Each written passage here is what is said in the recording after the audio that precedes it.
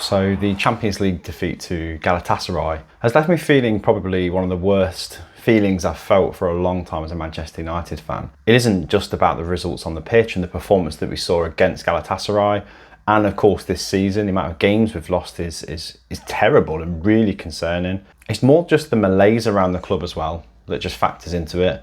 And I think that night against Galatasaray, it was more than just the result, wasn't it? You had the roof leaking, which seems like symbolic of just the way the club is at the moment. You had the debacle of Galatasaray fans in the home end. How that happened, I don't know. Clearly the club doesn't care where it sells its tickets as long as it sells them. And yet another game where there was so much to look forward to, so much promise from the team going forward, from the likes of Rasmus Højlund, for example, but so many defensive lapses and mistakes that just led to obvious goals. And you've really got to question the focus of the team, who seem to not be able to hold on to a lead at the minute. They took the lead twice against Galatasaray, conceded it pretty much instantly, didn't they? And then there was a situation where they had the relief of a penalty being missed, only to go and concede that killer third goal straight away. It's like, what are they thinking? All they've got to do is batten down the hatches and focus, especially with 10 men. That's just beyond Manchester United at the minute. Anyway, where to start with breaking down the way the team played? Let's start in goals with Andre Onana. I've seen a lot of criticism levelled at him. He's conceded 18 goals in 10 games so far, which is horrendous, isn't it? And the nature of some of the goals has been frankly embarrassing for him. And I think against Galatasaray, it was just another example of that. I think now's the time to rotate Onana. I don't want to use the word drop because I think there's a lot of confidence issues there with him, because I do think he's a very good goalkeeper.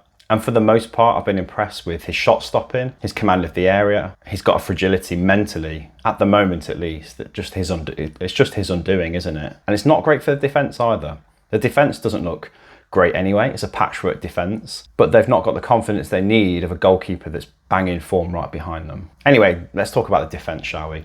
What on earth is going on with Rafael Varane? He seems like he's going through the phase that Casemiro's also going through. He's just so far off the pace. He's not reading the positional play of the attackers around him.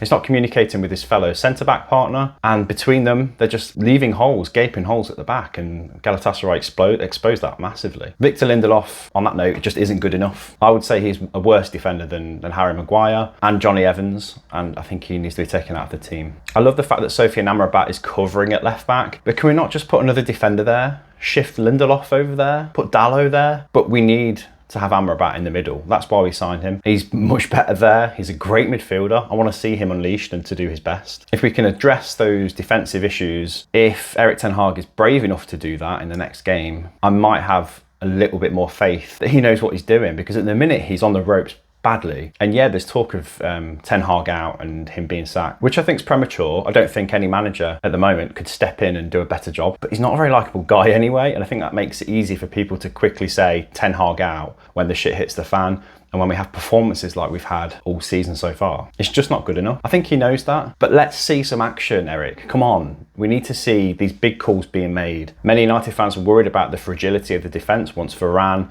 and Martinez were out of the picture, and they formed such a great understanding with Casemiro in front of them as well. That's been disbanded this year through injury, which is unfortunate, of course it is, but the backups just aren't there. But we should have signed an elite centre-back, not even as backup, as competition for the centre-backs that we had last season, to keep them on their toes, to stop Varane from slipping into the kind of lapse he's feeling now. I feel like centre-back was the priority for us, as well as a striker. And on that note, Rasmus Højlund is one of the few positives in the team, isn't he, from the Galatasaray game? And it's a real shame that his hard work and his 2 goals were overshadowed by an awful performance in Europe. But where does that leave United now? Struggling to stay in the Champions League, struggling to even get to the Europa League if we don't make it out of this group, because I'm not confident at the minute that we're even good enough to beat FC Copenhagen. Are you? It's not a given by any means that we're going to get 6 points against them in both those meetings. However, we ran it close against Bayern. I do think that, again, concentration let us down.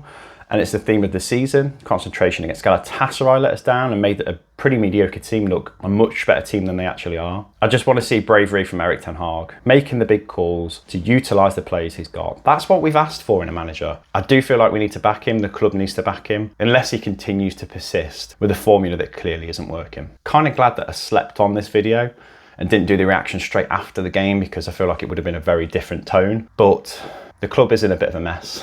We can blame the Glazers for a lot of things wrong with the club, but the performances of the players, the way the team is set up, and the way we're making mistakes at the minute is a coaching thing. So come on, Erik, sort it out.